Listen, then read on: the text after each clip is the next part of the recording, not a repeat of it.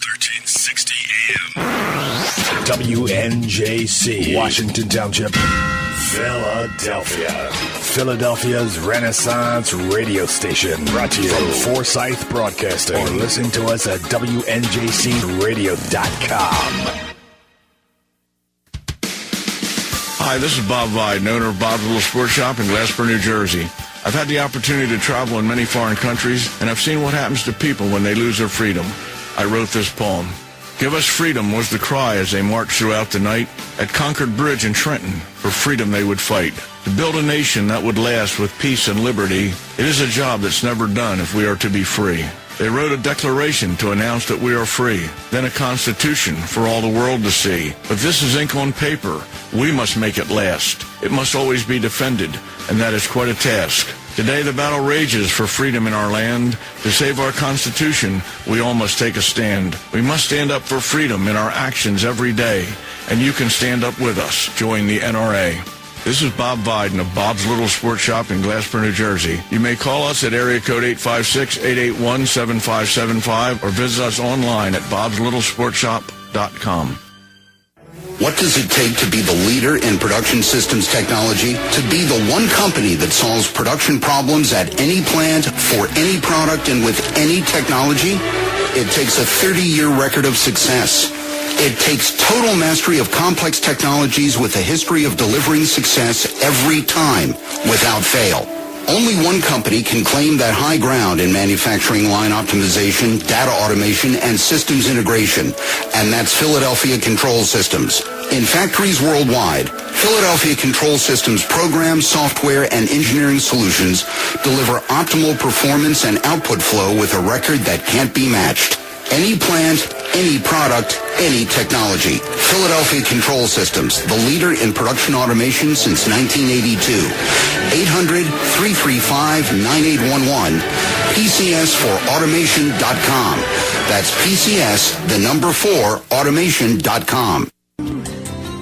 Oh, how I'm longing for the day when I'm back at Orchid Bay, where the silver water glistens in the sun.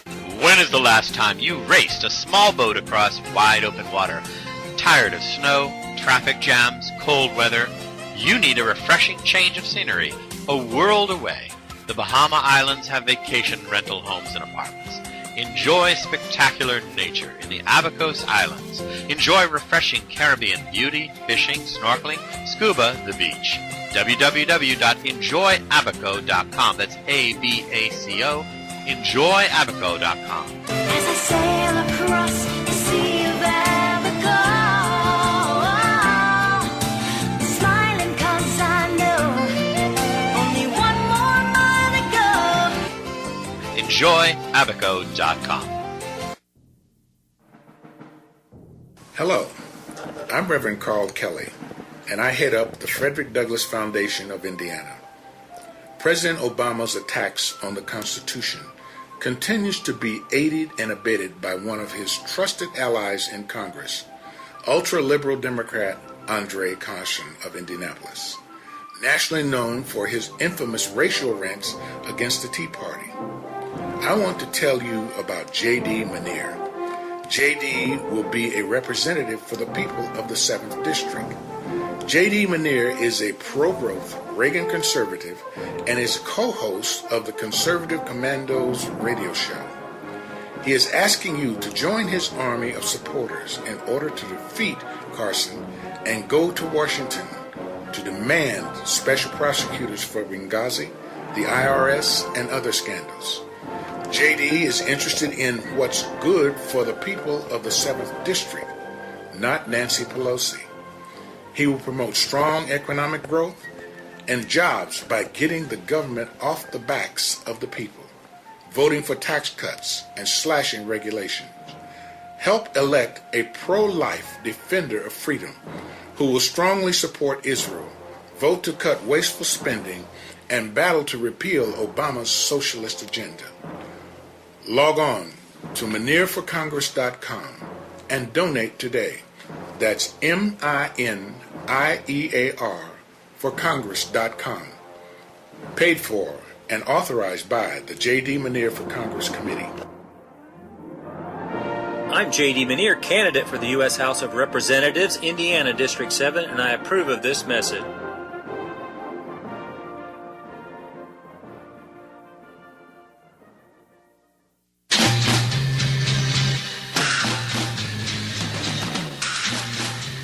From the East Coast to the West Coast and around the world on the Internet, we're coming to you live from the CCRS studios, WNJC 1360 and WIFI 1460.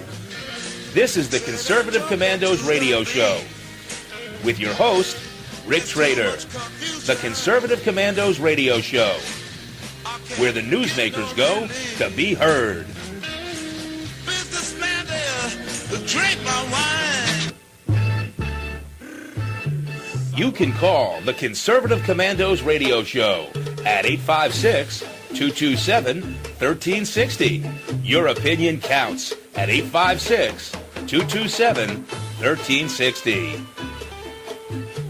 This is Congressman Alan West, and you're listening to the Conservative Commando radio show.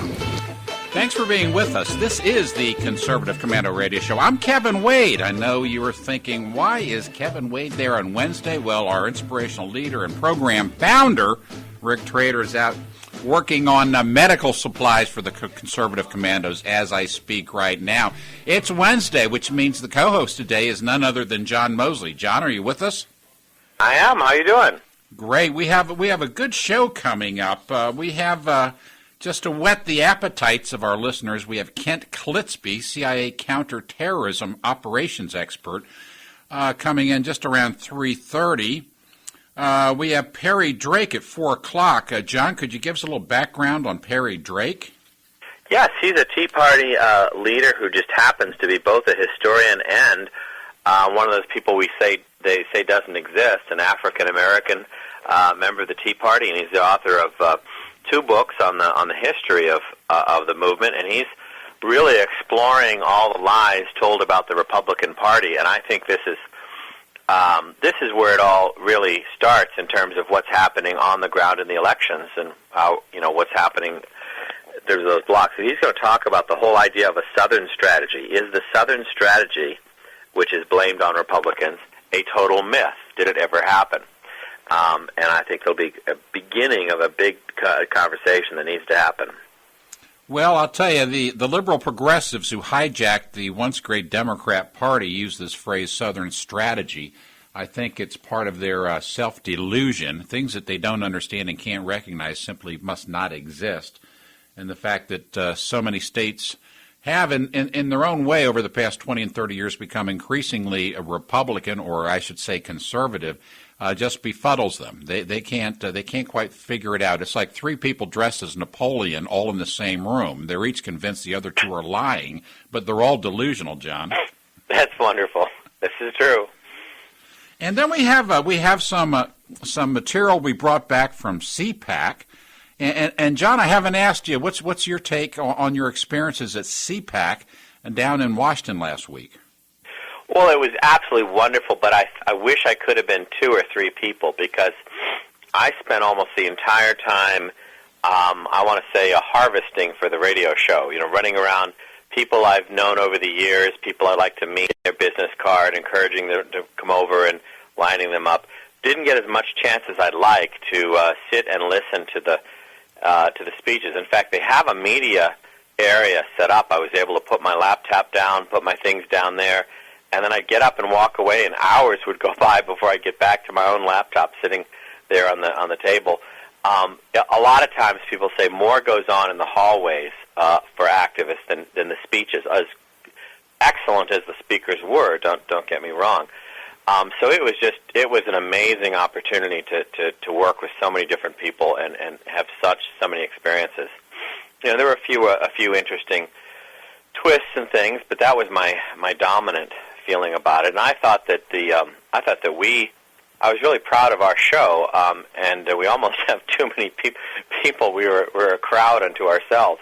Although there were a couple other radio shows, The Blaze and the NRA people, and even WMAL, who they were rivaling our numbers in terms of crowding the the walkway.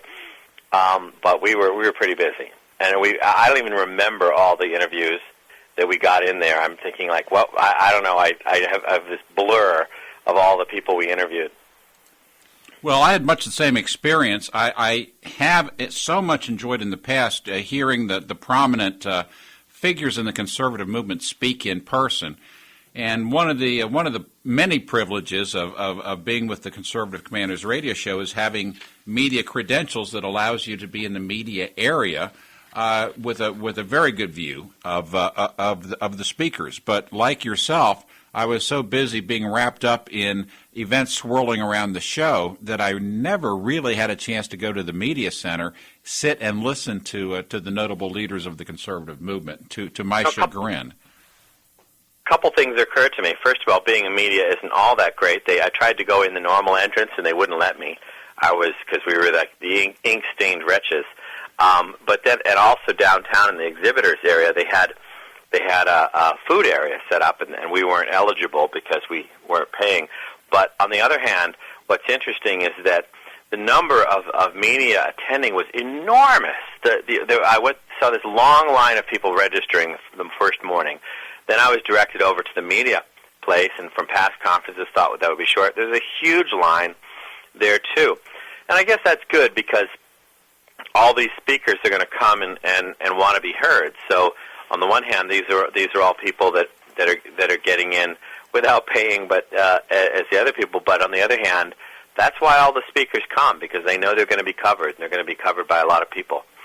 Although I was surprised how many left-wing journalists there were there. I don't know if you noticed that. I got interviewed by Media Matters. Someone came up and wanted to know if I thought Chris Christie was going to get booed. And I think, well, I don't know how do I know if he's going to get booed? But I tried to give him my best analysis about CPAC, whether the people who speak are supposed to be there to allow us all to hear and compare, or whether they're supposed to be an endorsement by conservatives. And I think that's what I said, that there's always been this tension.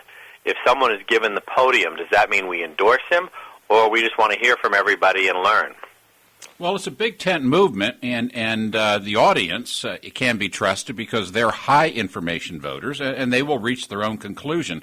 Let's not interpret what anyone really thinks. Let's hear it coming out of his or her own mouth.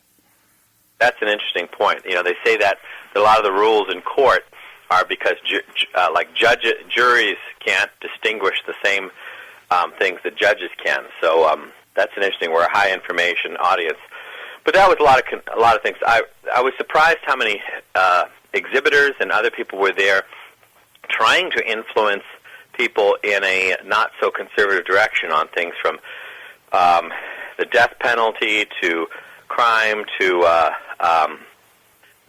recreational drugs, and there was a surprising feeling there. And I think there's this assumption that conservatives believe what they believe just because of the last person they talk to, rather than from core gut principles that they reason from. I'm always amazed at how people think that all they have to do is come in with some razzmatazz and we'll change our minds. Well, we're a party and a group and a movement that supports free speech. And if you don't like the free speech, leave the room. If you don't support the movement, don't donate money and don't give them your time and energies. We're not like the liberal progressives where we have politically correct brown shirts stomping into rooms and sending people home because of some disagreement in principle. But we're always very polite about it, I think. And we, for example, we have someone came up to our booth and wanted to talk to us about Common Core, and I immediately started to talk about that. They talked about one of their leaders was Chester Finn, used to be, and I used to work at the U.S. Department of Education when he was there. And so I immediately assumed they're finally no, we're for Common Core. We're here to tell you why you guys are all wrong about Common Core. Like, oh, okay. Well, all right, I guess that, they wanted to talk about the standards and things, and, but we're polite, don't you think?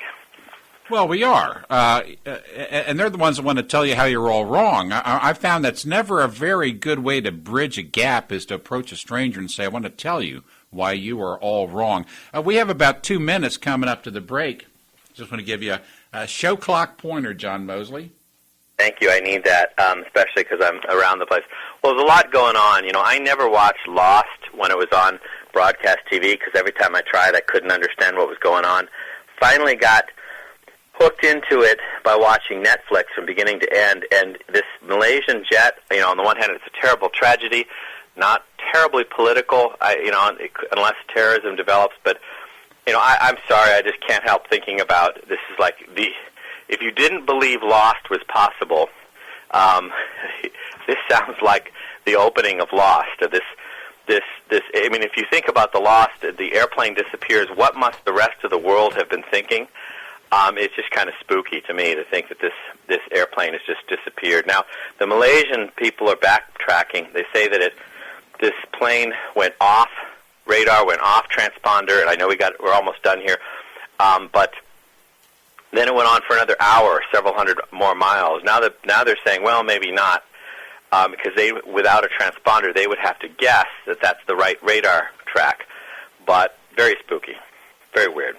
And there are ships at sea, there are planes in the air, there's a lot of eyes in and on the sky, and it just vanished. Now, I suspect, John Mosley, they will find that at the gathering place for Bigfoot, and while there, they will also find all the scientific evidence that Al Gore used to promote anthropogenic global warming. And with that, my friend John Mosley, we're going to take a break. I want to remind the listeners, you are listening to Conservative Commandos Radio Show. This is WNJC 1360 AM and around the world. For many of you already listening, as you know, on www.conservativecommandosradioshow.com. We will be right back.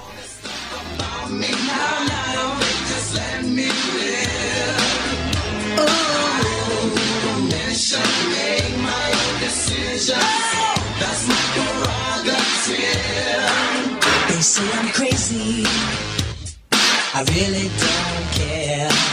That's my prerogative.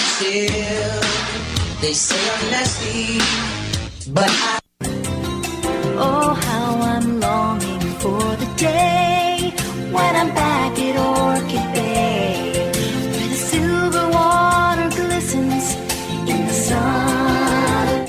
When is the last time you raced a small boat across wide open water? Tired of snow, traffic jams, cold weather?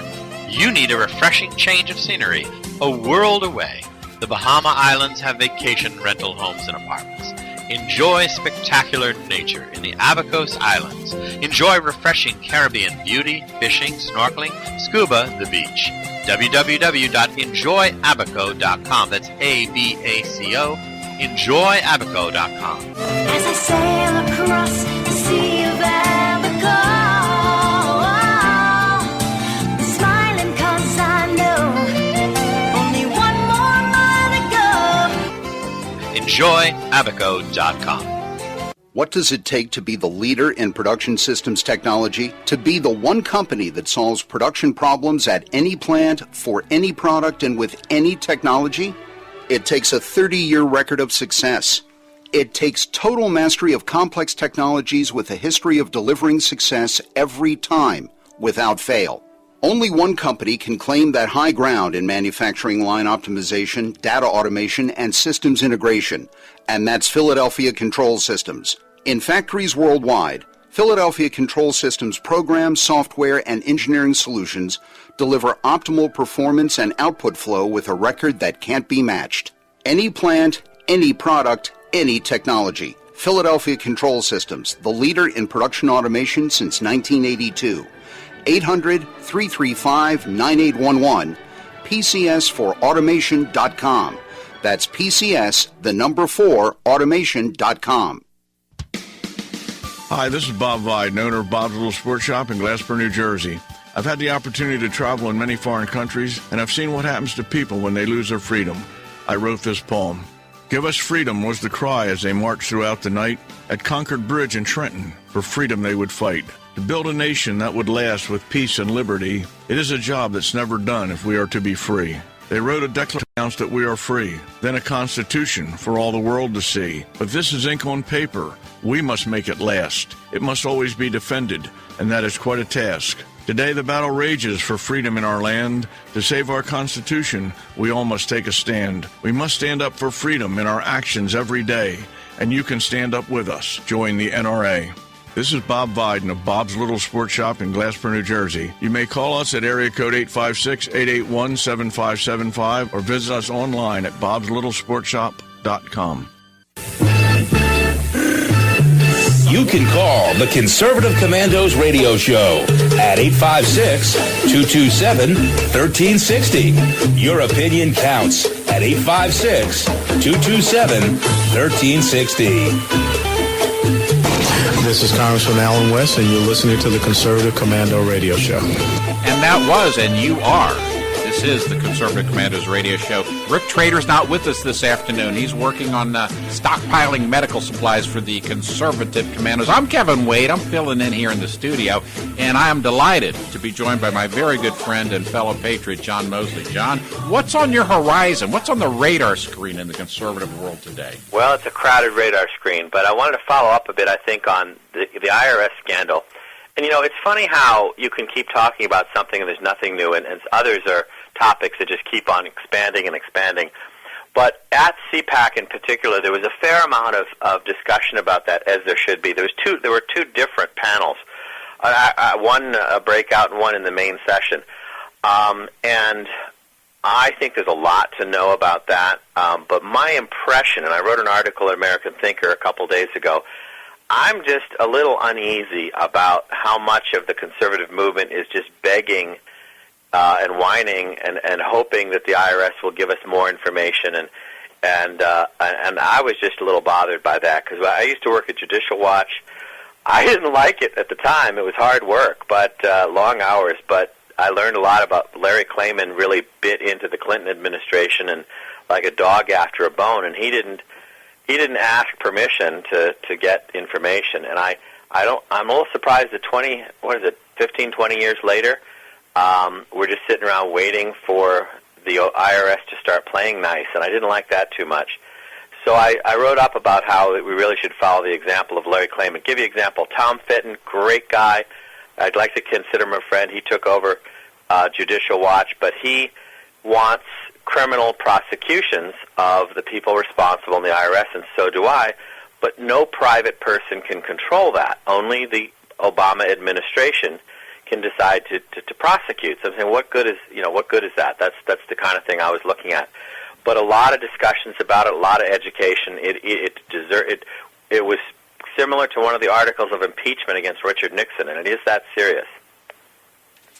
Now, is the Obama administration has to agree for those charges to be filed? The Congress of the United States can't file its own charges as an equal branch of government? I believe they can find Lois Lerner in contempt for not cooperating with Congress. I don't know if you're still there? Yeah, I'm still here. I heard something. I still think they need the Justice Department to prosecute, and and when you have prosecutors who are not honest, it's a very serious deal. So that's the problem. Congress can take a lot of action, but they also need to be private lawsuits, and I'm distressed that lawyers who should know better are not, who basically all they do is copy from Larry Klayman. You know, they don't even have to think. And I think we can't depend upon the executive branch. You know? I agree with you, John. But in the sense of let's not be complainers, because the professional whiners and the professional grievance mongers are on the other side. Let's talk about solutions. And with your permission, I'd like to talk about the penny plan. Oh, cheer me up, please. Most people in America live within their budgets. Those that don't eventually lose everything. All successful businesses operate within their budgets. Those businesses that don't eventually lose everything. People and businesses borrow money regularly and pay it back. Those that don't lose everything. This is an irrefutable law in life. It can't change and doesn't change its grip of bad consequences any more than gravity loses its grip on the moon.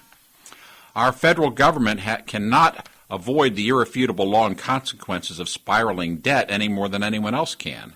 Most Republicans in Washington talk about the dangers of debt, especially during the campaign season, but really do nothing about it.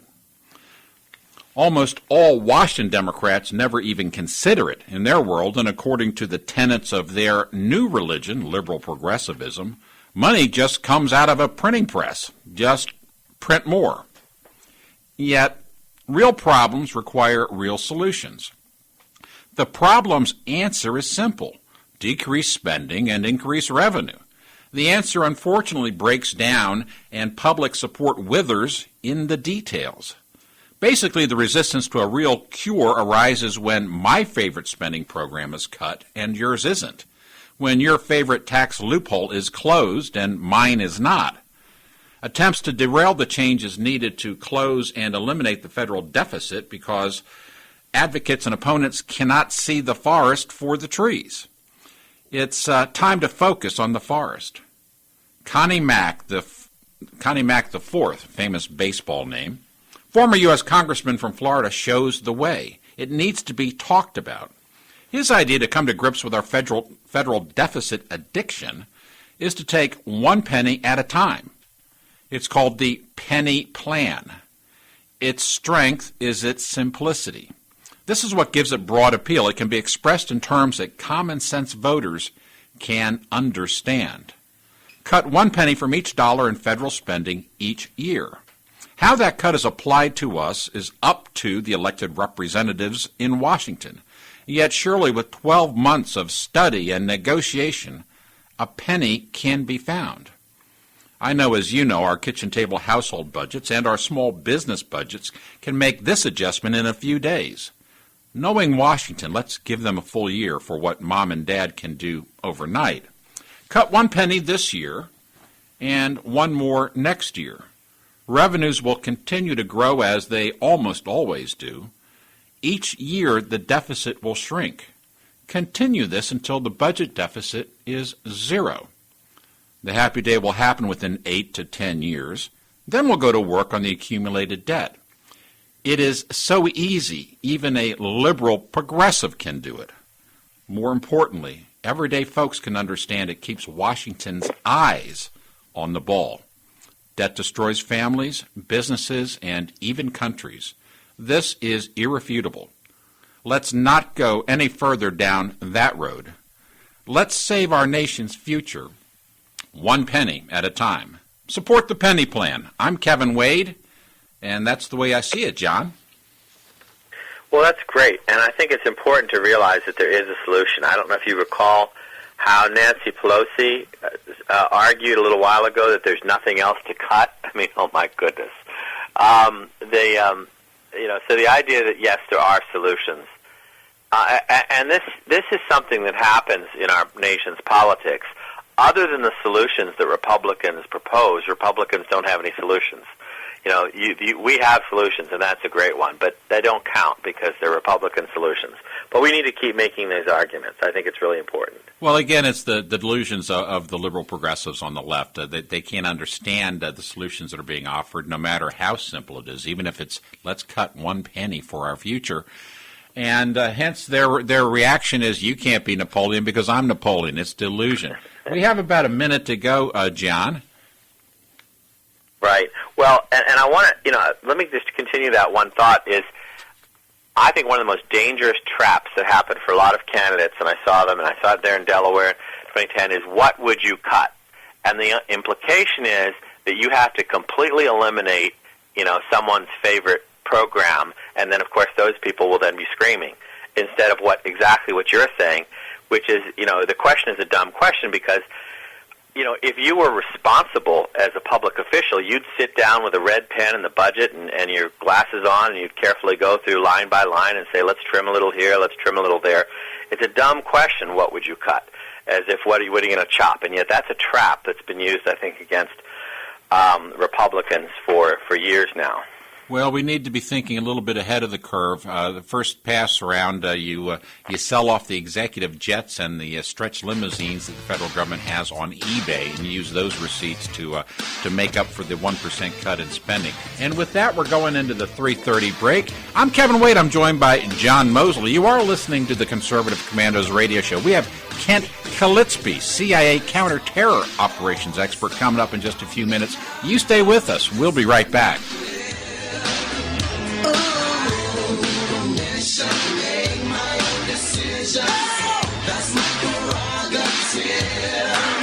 They say I'm crazy, I really don't care.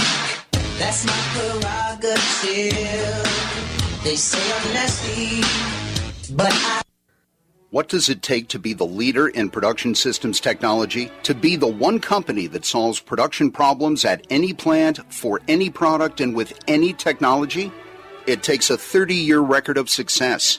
It takes total mastery of complex technologies with a history of delivering success every time, without fail. Only one company can claim that high ground in manufacturing line optimization, data automation, and systems integration, and that's Philadelphia Control Systems. In factories worldwide, Philadelphia Control Systems programs, software, and engineering deliver optimal performance and output flow with a record that can't be matched. Any plant, any product, any technology. Philadelphia Control Systems, the leader in production automation since 1982. 800-335-9811, PCS4automation.com. That's PCS, the number 4, automation.com. Oh, how I'm longing for the day when I'm back at Orchid Bay, where the silver water glistens in the sun. When is the last time you raced a small boat across wide open water? Tired of snow, traffic jams, cold weather? You need a refreshing change of scenery, a world away. The Bahama Islands have vacation rental homes and apartments. Enjoy spectacular nature in the Abacos Islands. Enjoy refreshing Caribbean beauty, fishing, snorkeling, scuba, the beach. www.enjoyabaco.com. That's ABACO. Enjoyabaco.com. As I sail across the Sea of Abaco, smiling 'cause I know only one more mile to go. Enjoyabaco.com. Hi, this is Bob Vide, owner of Bob's Little Sports Shop in Glasper, New Jersey. I've had the opportunity to travel in many foreign countries, and I've seen what happens to people when they lose their freedom. I wrote this poem. Give us freedom was the cry as they marched throughout the night. At Concord Bridge in Trenton, for freedom they would fight. To build a nation that would last with peace and liberty, it is a job that's never done if we are to be free. They wrote a declaration to announce that we are free, then a constitution for all the world to see. But this is ink on paper. We must make it last. It must always be defended, and that is quite a task. Today the battle rages for freedom in our land. To save our Constitution, we all must take a stand. We must stand up for freedom in our actions every day, and you can stand up with us. Join the NRA. This is Bob Viden of Bob's Little Sports Shop in Glasper, New Jersey. You may call us at area code 856-881-7575 or visit us online at bobslittlesportshop.com. Hello, I'm Reverend Carl Kelly, and I head up the Frederick Douglass Foundation of Indiana. President Obama's attacks on the Constitution continues to be aided and abetted by one of his trusted allies in Congress, ultra-liberal Democrat Andre Carson of Indianapolis, nationally known for his infamous racial rants against the Tea Party. I want to tell you about J.D. Manier. J.D. will be a representative for the people of the 7th District. J.D. Manier is a pro-growth Reagan conservative and is co-host of the Conservative Commandos Radio show. He is asking you to join his army of supporters in order to defeat Carson and go to Washington to demand special prosecutors for Benghazi, the IRS, and other scandals. J.D. is interested in what's good for the people of the 7th District, not Nancy Pelosi. He will promote strong economic growth, and jobs by getting the government off the backs of the people, voting for tax cuts and slashing regulations. Help elect a pro-life defender of freedom who will strongly support Israel, vote to cut wasteful spending, and battle to repeal Obama's socialist agenda. Log on to MinierForCongress.com and donate today. That's MINIEAR for Congress.com. Paid for and authorized by the J.D. Minier for Congress Committee. I'm J.D. Minier, candidate for the U.S. House of Representatives, Indiana District 7, and I approve of this message.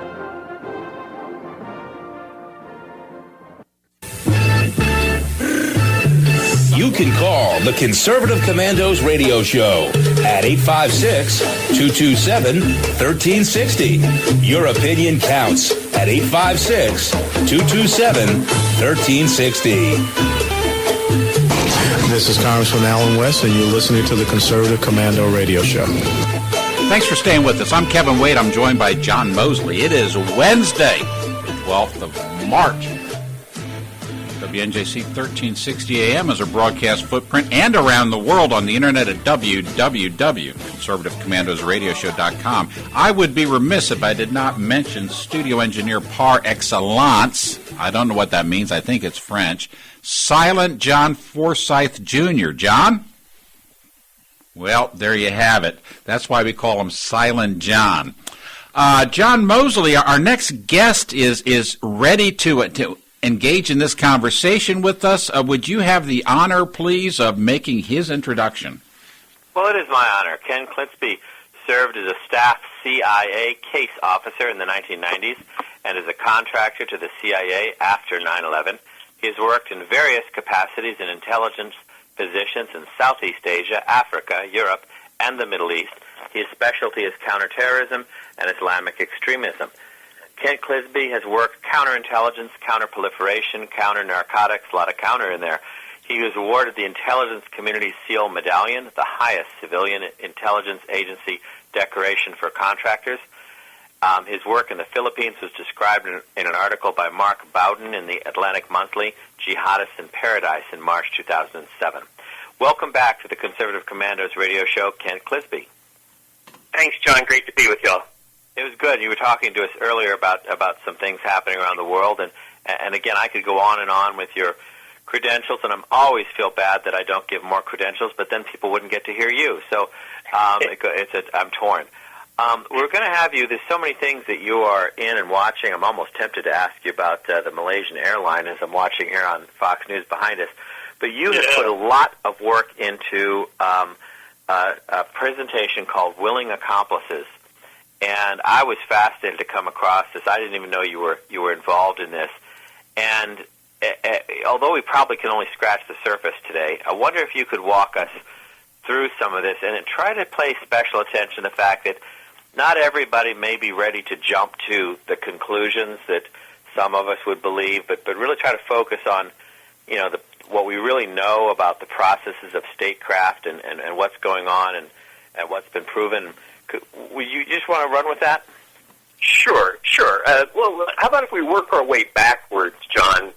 Yes. What I did in Willing Accomplices is a book that I wrote. It was the result of 3 years, at least 3 years of solid research and analysis and writing.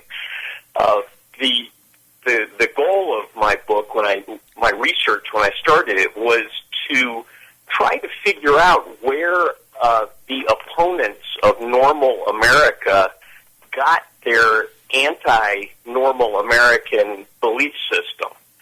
And that's what I don't call them liberals. They're not liberal. I don't call them Democrats. They're not democratic. They are politically correct progressives. And that's the terminology may sound like we're splitting hairs, but we're not. PC progressives, in my research, I had to come up with a definition of what they believe. I boiled down, say, Obama's belief system to its essence. And it is now the essence of the Democrat Party's belief system. And that boils down to America is a racist, sexist, homophobic, imperialist, capitalist hellhole, and it must be changed. That's what they believe. They do not believe that in Marxism. They do not believe in socialism. They do not believe in Islam.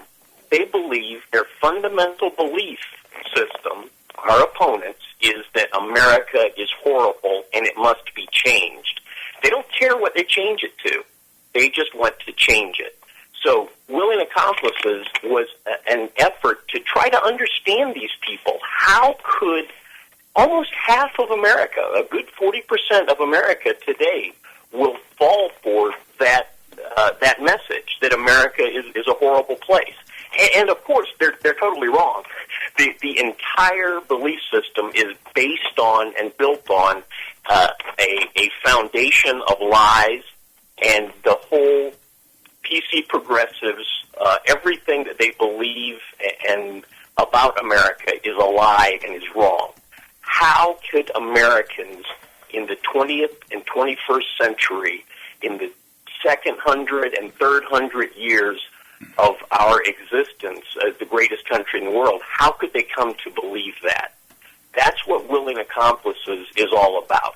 What I did is because a practitioner of espionage and intelligence, I looked at it from a point of view that no historians have ever really dug into before, and that is, could this have been? My hypothesis was that Americans would not have developed this anti-normal America belief system without some assistance.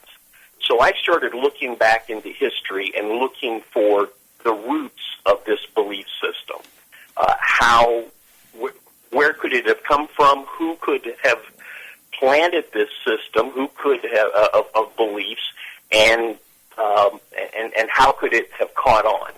No, let me interrupt you there for a minute, because there's no question we do know that has gone on. We have writings by Dewey and other people who proudly call themselves socialists because in the 30s it wasn't a bad thing, or at least not as bad. It was considered cool and new, and there are things in writing that I've heard about, that there are these efforts to change America. But you're saying we don't know. I mean, there's no doubt about that. But you're saying, where did it come from? Exactly. Where did that message and the urgency and the focus on creating this anti-normal American attitude and set of beliefs, where did that come from? It did not just arise. John Dewey, I could get into Dewey, but I can tell you he is a red herring. That you can ignore John Dewey. John Dewey flirted with this operation, but rejected it. I'll cut to the chase. It was the KGB. The Soviet Union's intelligence services came up with an operation, and I have identified who the operators were, who the mastermind was, why they did this, and how they did it, and what areas in our culture they targeted. And let me stop again, just in case we're not. Some people might be rolling their eyes. We do know, without any doubt, that influencing other countries was important to the Soviet Union.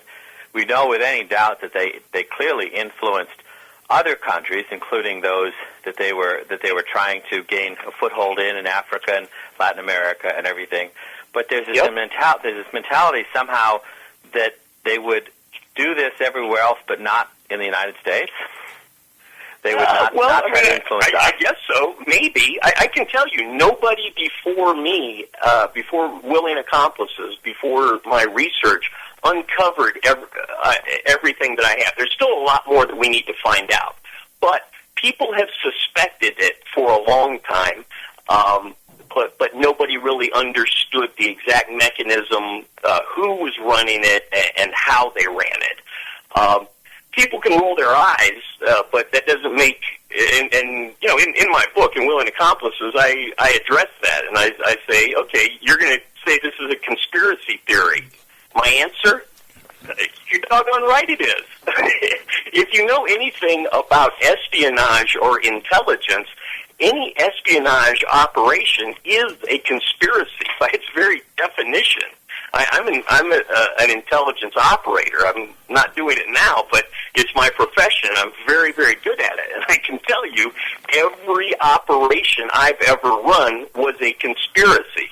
It was a secret activity coordinated by vast numbers of people around the world in order to achieve a secret goal. Mr. Klitsby, this is Kevin Wade. Mr. Klitsby, this is Kevin Wade. Would you be able to stay with us through the break? We're coming up on a hard break right now. We'd like to continue this conversation. Sure, no problem. Thank you so much. You are listening to WNJC 1360 AM.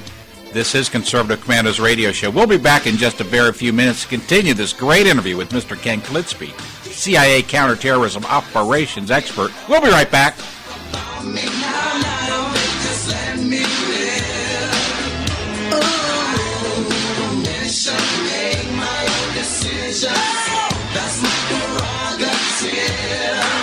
They say I'm crazy, I really don't care. That's my prerogative. They say I'm nasty, but I... Oh, how I'm longing for the day when I'm back at Orchid Bay, where the silver water glistens in the sun. When is the last time you raced a small boat across wide open water? Tired of snow, traffic jams, cold weather? You need a refreshing change of scenery, a world away. The Bahama Islands have vacation rental homes and apartments. Enjoy spectacular nature in the Abacos Islands. Enjoy refreshing Caribbean beauty, fishing, snorkeling, scuba, the beach. www.enjoyabaco.com. That's A-B-A-C-O. Enjoyabaco.com. As I sail across the sea of Abaco, smiling 'cause I know only one more mile to go. Enjoyabaco.com. Hi, this is Bob Viden, owner of Bob's Little Sports Shop in Glasper, New Jersey. I've had the opportunity to travel in many foreign countries, and I've seen what happens to people when they lose their freedom. I wrote this poem. Give us freedom was the cry as they marched throughout the night. At Concord Bridge in Trenton, for freedom they would fight. To build a nation that would last with peace and liberty, it is a job that's never done if we are to be free. They wrote a declaration to announce that we are free, then a constitution for all the world to see. But this is ink on paper. We must make it last. It must always be defended, and that is quite a task. Today the battle rages for freedom in our land. To save our Constitution, we all must take a stand. We must stand up for freedom in our actions every day, and you can stand up with us. Join the NRA. This is Bob Viden of Bob's Little Sports Shop in Glasper, New Jersey. You may call us at area code 856-881-7575 or visit us online at bobslittle.sportshop.com.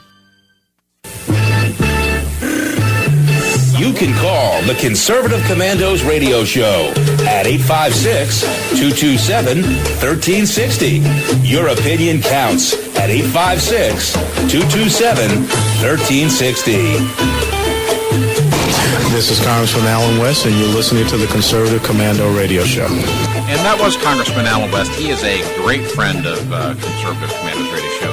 John Mosley, back to you to pick up the interview.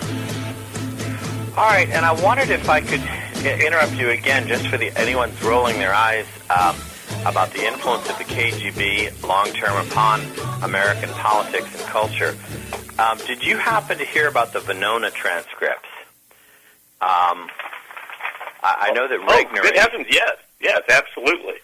Well, I know that Regnery published a huge book of the intercepts. And they had no intention of necessarily making any money on that. They just felt that it was necessary for it to be out there. Tell people what the... I mean, so when you say some of these things, we're literally reading their mail in some cases, right? Well, the Venona transcripts, that's exactly what it was. Those are transcripts of intercepted telegraph messages between Soviet KGB agents in the United States back to their headquarters in Moscow. The little-known fact about the Venona messages, though, is that the ones that we can read, the number of messages we can read, is a tiny percentage of the traffic that we intercepted, something like 5%. And the traffic we intercepted is only a small percentage of the actual messages back and forth. So the Venona intercepts were very useful in identifying a few agents and a few operations that the KGB was running, but they are by no means a full story of the operations that the KGB was running in the United States at that time. So yes, I used the Venona messages in my research, and I know every other source of information that's come out of the KGB. There's a couple of one defector that brought out messages from KGB headquarters stuffed in his socks. He did that for a couple decades, and then he finally came defected with a chest full of messages. Even that is a tiny a drop in an ocean of the files of the KGB. The operations that I document in Willing Accomplices are some of the most highly sensitive, highly compartmented types of operations that an intelligence agency. The Soviets called these kind of operations active measures. We call them covert action in the U.S. intelligence community. What active measures are the opposite of collecting, hiring a spy to go into, say, the president's office and steal documents. Influence operations are the exact opposite of that. They are recruiting people to spread your message. In fact, it's like advertising or marketing. So these operations, and they're very, very difficult to see, especially in real time. But what my research uncovered, the operator who ran the mastermind of this covert influence operation against American culture was named Willie Munzenberg. And luckily, his wife, Munzenberg, died in World War II. KGB very likely assassinated him. His wife survived, and his wife was his right-hand man during these operations. She, in the late 90s, gave an interview. She was in her 90s. She was over 90 years old. And she very proudly explained exactly the message that Munzenberg's operation, which he began in the 1920s, and he ran from the 20s through the 30s to about the mid-30s. She explained exactly what the message was. And the message that Munzenberg inserted into American culture, first, what his goal was. His goal was to destroy American culture, to bring it down. They believed that communism would then replace it. The message that he inserted in our culture through his operations was, America is a racist, sexist, imperialistic, capitalist hellhole, and it must be changed. If that sounds familiar, it should, because that's exactly what Barack Obama, Hillary Clinton, John Kerry, and every other PC progressive in America today believe. And that's where they got that belief system from. That is the core of Willie Munzenberg's covert influence message. It is direct from his mouth, exactly the message that he planted in our culture. Now, that doesn't mean that those people have a clue. They're more like, Exactly. It's like, think of it like a farmer planted a garden, and he took care of it for one season, but then he died. But next year, those plants come back, they reseed themselves, and sometimes they spread. Depending on what kind of plant it is, it could spread all over the country. That gardener, the farmer, is long gone. He's dead. his whole, whatever the reason he planted the seeds were, is totally forgotten. But the plant has taken on a life of its own. Other people like the way it looks. They start taking little bits of it and seeds and planting them somewhere else. That's exactly what happened with Munzenberg's message. And that was the genius. Munzenberg was an evil genius. He understood Americans' psyche. He understood the American emotional in your article, needs. you know what? In your article, I should have mentioned where your article on this, as well as your YouTube video. We'll make sure we let people know where to find it. But you pointed out he started with understanding the motivation of he played upon the American psyche. Why don't you talk about that? Well, to get to that, first you got to understand who he identified as the. You can think of them as influencers of our culture, or I like to call them cultural transmission belts. It's how our culture has been passed on from generation to generation since the Revolution. And there's really three main cultural transmission belts, and that's education and academia. That is K-12 education and colleges and universities, the academics. The media, and back then it was newspapers and some magazines, and Hollywood, entertainment. And those are the three main areas, domains, if you will, that our culture is passed from generation to generation. Munzenberg understood that, and he targeted them. He called them intellectuals. I don't think they're intellectuals. I think they're idiots. But he targeted intellectuals. And opinion leaders. The way that he made made this whole operation and the message attractive to them was he formed groups, front groups, that had very high-sounding, compassionate kind of purposes, but they were all fronts for the anti-American message. Things like Hollywood screenwriters for against fascism. Anytime there was some kind of racial incident, he would form a group around that. New York Teachers for Racial Justice, something like that. And he formed literally hundreds of these groups. And each one of these groups would draw in people who saw. And the genius of Munzenberg's operation is that there's a grain of truth in everything he says. Yes, there were racial issues. Yes, there were economic injustice.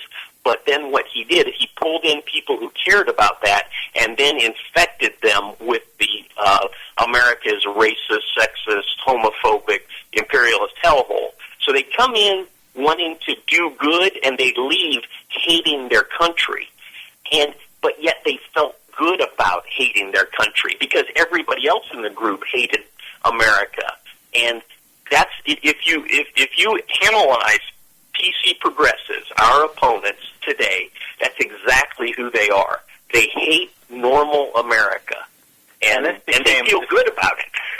And this became self-perpetuating like a virus, and partly because he identified the great American. I also call it a self-licking ice cream cone. Huh, interesting. But the psyche was that people want to feel superior. They at least these kinds of people, they have a psychological motivation. We're better than them. We're smarter than them. We know we're more compassionate. We care about the poor, but they don't really care what the actual results are. They just care about feeling good and being around other people who feel good and talking about how good they are and talking about how stupid normal people are. So that makes them feel good. Is that not a great description of our political opponents today? Yes, and I think you wrote about how he identified that as the engine and the motivation that kept this going. I guess we got about 30 seconds now, so let's make sure people know how to get your video and your column. Where can people tune in and listen to all this? Well, I have a website for the book, and it's willingaccomplices.com. And on that website, there's a link under videos that has. I did a 13-minute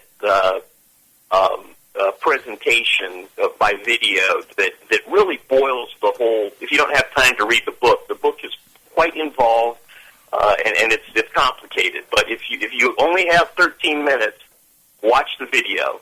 Also on the website is plenty of other information about the operation, the operators, the people that they recruited. That's really Ken Clitby, we got to wrap up. But I found that the video on YouTube, Kent Clizbe, Clizbe, and I found on YouTube. You can find it that way. We need to have you back to discuss this more.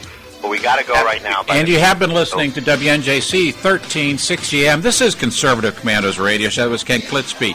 We have Perry Drake coming up in just about 4 or 5 minutes. You stay with us. We will be right back.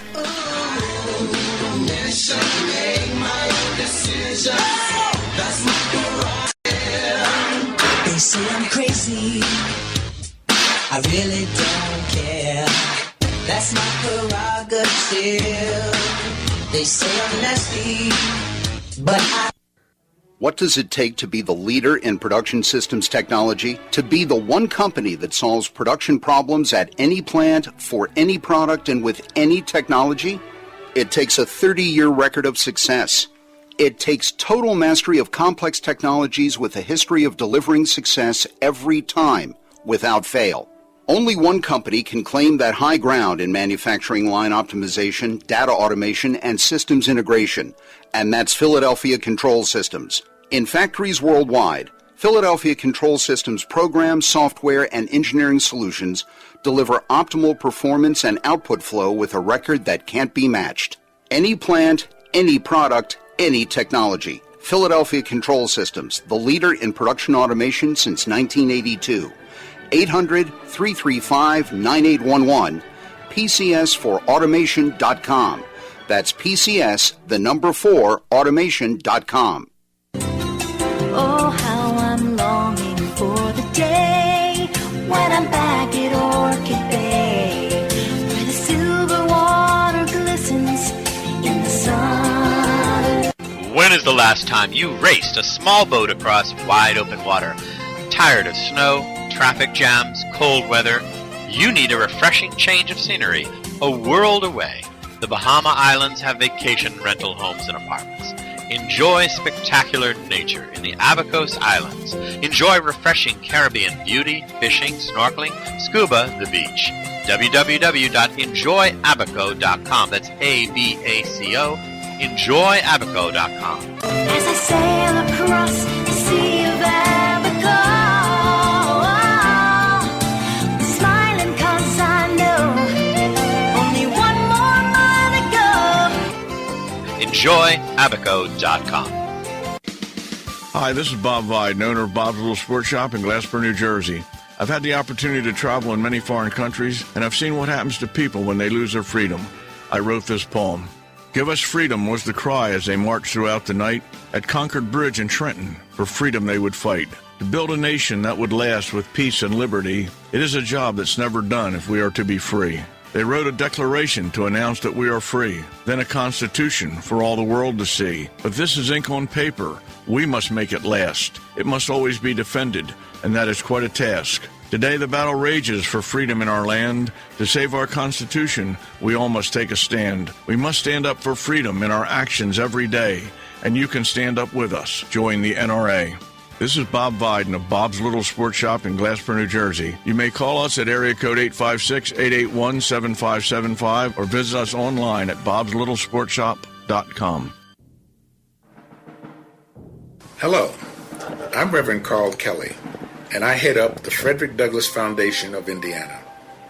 President Obama's attacks on the Constitution continues to be aided and abetted by one of his trusted allies in Congress, ultra-liberal Democrat Andre Carson of Indianapolis, nationally known for his infamous racial rants against the Tea Party. I want to tell you about J.D. Manier. J.D. will be a representative for the people of the 7th District. J.D. Manier is a pro-growth Reagan conservative and is co-host of the Conservative Commandos Radio Show.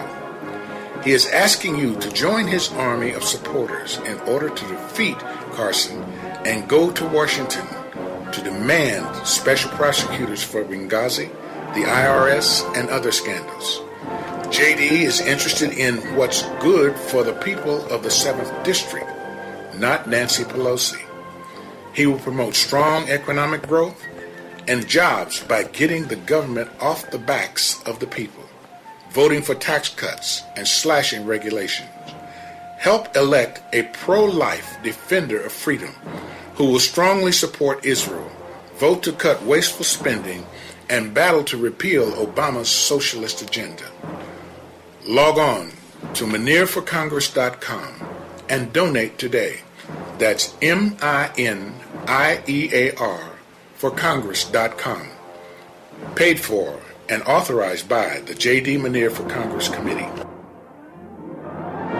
I'm J.D. Minier, candidate for the U.S. House of Representatives, Indiana District 7, and I approve of this message.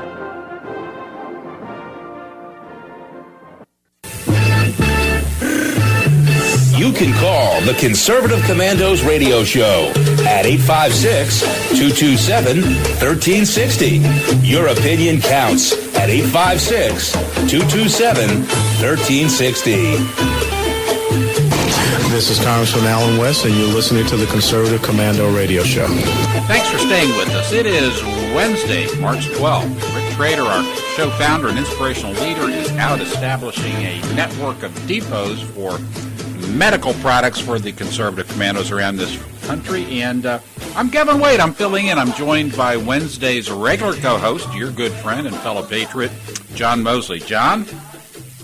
How you doing? Yeah, I think I'm wondering if we should ask people what favorite movies should be stockpiled in these evacuation sites for conservatives if we have to go underground. You know, what movies do you think we should stockpile, or what's your favorite food or something like that? After having the great opportunity to meet Denise D'Souza this past week at CPAC, I think it should be 2016 Obama's America. But, I'll explain. But John Mosley, we're underground if we have to go underground. Absolutely. John, would you take the honor of introducing our next guest? That'd be great. Perry Drake is a black member of the Tea Party and an author of 2 e-books, and I don't know if I can say this, the Democratic N, the N-word here, the long, racist, bloody account of the Democrats' party hatred for blacks, and another book, the Book of Racist Democrat Quotes. He writes a column for American Thinker website under the pen name The Drive-By Pundit. He also is a former journalist who served stints at 2 of the oldest, most respected black newspapers in the nation, the Chicago Defender and the Atlanta Daily World. And from reading what you've been doing, I think I'm going to want to call you a historian, Perry Drake. I don't know if you have to have a license or a permit to be a historian, but I think you're there. Welcome to the. You know what? Welcome to the. Thanks very much. It's funny you said that. I'm a historian because I was talking the other day with some friends who said it. You know, really, what you are is a historian. I'm like, I am. I don't think you have to officially join a club to be an historian. I think you know. That's true. Anyway, so you're doing some great things, and what caught my attention is an article you had recently at the American Thinker. The media turned the South Republican, and this is a really important, huge topic. Like many others, we're only scratching the surface here, but. This is the Southern strategy. Why don't you explain, probably most people aren't thinking about how critically important the Southern strategy is, and then the question of whether or not it ever actually existed. Tell us what the Southern strategy is. Well, the Southern strategy is this notion pitched by liberals that back in the 60s, in the mid-60s, because of what the Democrats were doing with civil rights laws, and that the Republicans, in return, created this strategy, and the strategy was based on race. It was based on divisiveness. It was based on using racial code words like states' rights in order to attract racist whites who were disaffected or dissatisfied with the Democrats who were pushing civil rights back in the 60s. And so basically it comes down to the Republicans opted to use this racist strategy, and those whites who were turned off by the Democrats now started voting Republicans, beginning really with Nixon. And this is something. It's a myth. It's a bald-faced lie, and it's something that liberals use, and particularly and minorities use. Minority liberals use basically to shut Republicans and conservatives up. Yeah, I try to back up here and make sure we don't bury our lead along the way, because right now, as we look at this year's elections and last year's elections in 2012 and everything, people are wondering about what it takes to get our message to different groups. You're a member of the Tea Party, and right. This is the idea that the party of Lincoln, who set the slaves free, is now racist. Now, if I've argued with people who say, well, no, wait a minute, how do you square that? And they say, oh, yeah, we're the party of Lincoln, but it all changed in this Southern strategy when the Republicans used race to win over all these racist Southerners. Right, that's it. You know the right of the head. And the sad part isn't so much that liberals do that. You know, you can expect that out of liberals. The really sad part is that the Republicans stand silent in the face of such a bald-faced lie. That's, to me, and it's one of the reasons why I wrote the column, because now we're in an election year. And race, particularly with Obama being president, a black man, quote-unquote black man, being president, you know, they've been using that against us to keep us silent. It's got to stop. And a lot of people ask me, well, why do you write these columns? Are you doing it because you want to appeal to white people? I said, no, that's not why I'm doing it. I'm doing it because I want to appeal to black people so that it can stop being used by the Democrat Party. Yeah, well, so what did you find out about this Southern strategy? Okay, what I found out was I went back to, the era where it supposedly started, and this was 1968, and I thought to myself, okay, let me look into this and find out what the record says. So I looked into the election that year, and at the beginning of that year, this was Nixon, who was a Republican, of course, and Humphrey, who was a Democrat. When the election season first started, Nixon was blowing Humphrey away. Nixon had 42% of the popular vote. Humphrey had 29%, and Wallace, who was a racist Democrat, I think he was running under the Independent Party label that year, he had 22%, and that was mainly in the South. Well, by the time Election Day rolled around, Nixon had 43.4%, but Humphrey had went from 29% to 42%, 42.7%, and he almost pulled off the victory. And you say to yourself, well, where did Humphrey get all those, get that 9 percentage point? He got them from Wallace. So basically, if what we are to believe is true, that Nixon employed a Southern strategy, and I tell liberals, I give you the benefit of the doubt. Okay, if that was the case, then why is it that it was Humphrey who picked up Wallace's vote and not Nixon? So I jumped ahead to 1972, and as in my column, as I wrote, and I wrote that basically that was a wash. That was a gimme for the Republicans that year because the Democrats had ran George McGovern, considering what was going on at the time. He was a liberal, and at the time people saw the heart of liberalism. It was weak defense. It was weak on crime. It was a dependency, et cetera, et cetera, et cetera. And so that was basically a blowout for Nixon, but anybody could have won that year. Anybody could have run that year. Then I stepped into 1976. I said, well, let me look at 1976. Let's see what this so-called Southern strategy by the Republicans are doing. Well, if you look at that election, by the end of that election, Jimmy Carter, who was a Democrat, had beaten Ford, who was a Republican. But lo and behold, suddenly all those so-called racist whites had returned to the Democrat fold because when you looked at it, Carter won every state except for Virginia. And so I'm thinking to myself, wait a minute. Now, if these people were really so racist, these people who had been voting, who now were looking at the Republican Party, why would they just on a dime go back to the Democrat Party? And that got me to thinking, what was really going on here? And then I started to think, and I started doing some research, And I realized something I discovered, and I think all your listeners know, and you know. The South has always been a traditionally more conservative part of the country. That's why things like unions have never taken root down there. What was really going on was Southerners would come home at the end of the day, turn on water concrete, and what did they see? They saw rioters in the street. They saw radical feminists looking to destroy the family. They saw college campuses being taken over by professors and college students. They saw civil rights leaders demanding more and more welfare benefits from people who are either lazy or unmotivated or who just didn't want to get out there and earn a living. And they saw that, and then they realized something. Wait a minute. The reason this is happening is because of liberals. That's why the South started turning Republicans. It had nothing to do with race. It had to do with political philosophy. Well, we're heading towards a break in a moment or two, for about 2 minutes, but so we don't launch a huge topic, but it is a self-fulfilling circle for them. Right. Conservative equals, racist, and why is that so? Right. Well, because racist equals conservative. They want to believe that it just is. And so it's kind of hard to get them out of that mode.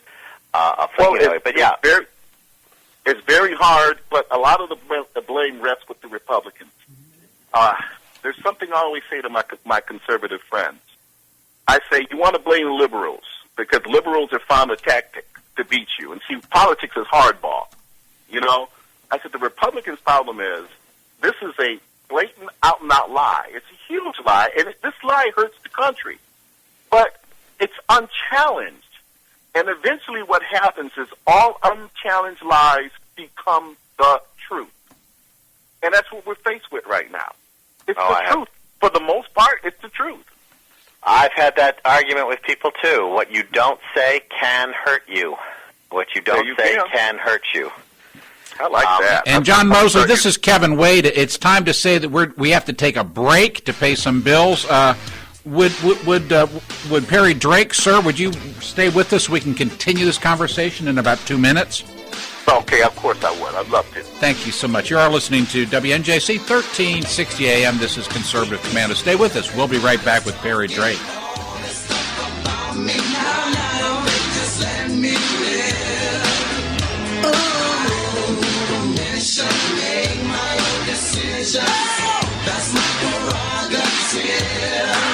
They say I'm crazy, I really don't care.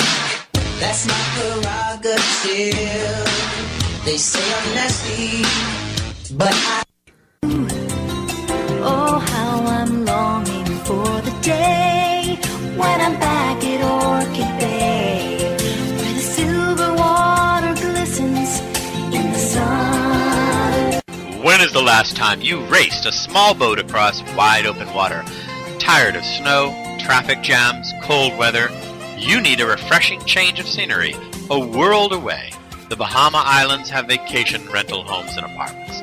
Enjoy spectacular nature in the Abacos Islands. Enjoy refreshing Caribbean beauty, fishing, snorkeling, scuba, the beach. www.enjoyabaco.com. That's ABACO. EnjoyAbaco.com. As I sail across the Sea of Abaco,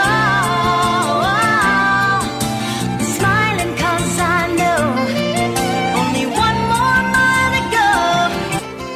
EnjoyAbaco.com. Hi, this is Bob Viden, owner of Bob's Little Sports Shop in Glasper, New Jersey. I've had the opportunity to travel in many foreign countries, and I've seen what happens to people when they lose their freedom. I wrote this poem. Give us freedom was the cry as they marched throughout the night. At Concord Bridge in Trenton, for freedom they would fight. To build a nation that would last with peace and liberty, it is a job that's never done if we are to be free. They wrote a declaration to announce that we are free, then a constitution for all the world to see. But this is ink on paper. We must make it last. It must always be defended, and that is quite a task. Today, the battle rages for freedom in our land. To save our Constitution, we all must take a stand. We must stand up for freedom in our actions every day, and you can stand up with us. Join the NRA. This is Bob Biden of Bob's Little Sports Shop in Glasper, New Jersey. You may call us at area code 856-881-7575 or visit us online at bobslittlesportshop.com. You can call Conservative Commandos Radio Show at 856-227-1360. Your opinion counts at 856-227-1360. This is Congressman Alan West, and you're listening to the Conservative Commando Radio Show. Thanks for staying with us. I'm Kevin Wade. John Mosley, we have about 3 minutes with Terry Drake. Would you please pick up the interview? All right, yeah, we got to go short. One thing I wanted to say is the idea that the Democrats were doing all this on civil rights, and that's why all those racists ran to the Republican Party and why we have a racist Republican Party today. Have you looked at the actual votes in Congress and how it was not the Democrats who were giving civil rights to blacks? Right, that's true. You know, what happened, though, a very important thing happened back then. Back in I think it was 60s, it might have been 1960s when Dr. Martin Luther King, no, it was 63 when King was arrested, and he wrote the letter from Birmingham jail. President Kennedy, who was really no big fan of civil rights, he actually intervened, and the Kennedy administration made a big deal out of it, about him intervening in what was going on with King. Well, ever since then, that helped to sprout this misconception that it was the Democrats who were in favor of civil rights and it was the Republicans who opposed it. But once again, I say this. I mean, when you think about your average Republican candidate, how many times do you see them go out there and actually explain to the electorate exactly who did what? And once yeah, again, but it's hard for me to believe that a racist Democrat in the South is going to run to the Republican Party when more Republicans voted percentage-wise to pass civil rights, give the black man the vote, let the black man sit on a jury in judgment of him, you know, et cetera, et cetera. I just don't see it. I don't see the racist Democrat running the Republican Party. Well, but you look at it this way. Look at it. When I first decided to write my first book, right, I was actually working for a newspaper, the Daily News. I mean, the Daily Herald out here in Chicago, in the Chicago area, and I wrote this column. And in the column, I pointed out, like, you go back to the Little Rock crisis. I'm sure you're familiar with that, as most of your listeners are. And the column I wrote pointed out that Eisenhower was a Republican who intervened to help the black kids integrate the school, and it was Orville Farvis, a Democrat, who opposed him. I had people in the newsroom come up to me and say, you know, I never heard it that way. And I was like, oh, you didn't? And then they looked at all the facts that I pointed out in the columns and the things I wrote, and they were like, wait a minute, that's right. There were Democrats who were the Klan, and it was the Republicans who did that, who helped defeat the Klan. That's the problem. You have liberals who are basically teaching our children, taught our generations, that they give you the impression that it was liberals and Democrats who did all these great things for black people and minorities, and it was everything else but. And that's the problem we're facing here. And, of course, like I said, when's the last time you heard that from anybody in the Republican Party who points that out? And I'm not just talking about black conservatives like me. I'm talking about, look at the Boehner. Look at these people. Anytime you say race, you say racist, they cower and start apologizing. And they really have nothing to apologize for. Wow. Yeah, and wouldn't it be nice if there was only one way? You talk about they never saw it that way. You know, wouldn't it be nice if there was just the truth? It would be nice if the truth, but see, this is politics. What does truth have to do with politics? It doesn't. And that's my problem. My big problem with it is I don't fault the Democrats for what they do. I really don't, because it's politics, and the politics is hardball. And what happens is if you stay silent, right, and you don't fight back, you let your opponent define you. Well, the Republicans have been defined as the racist party. And then, you know, when I get around my white Republican friends, they'll say, well, what can we do to challenge this? To change this? I said, well, the first thing you need to do is stand up, and the next time a liberal gets in your face, talk about how racist you are, the party is, you need to look them in the eye, get angry as they are, and say, I refuse to be lectured by people who support a party of the slave master, those are all Democrats, the party of the KKK, they were all Democrats, the party of segregation, they were all Democrats. That's what they need to do. But, well, you know, okay, we got to wrap up. We have our tape-recorded segments are a little irregular, so we're going to have to wrap up. Perry Drake, let's have you back, because one of the things they need to do is become educated themselves, and I think you are helping with that. We ought to have you back on to talk more about the homework we need to be doing. I will be more than happy to do it, because this is something that I'm very, very passionate about. And I'm passionate about because I see whole generations of black children and black people whose lives are being destroyed by the Democrat Party.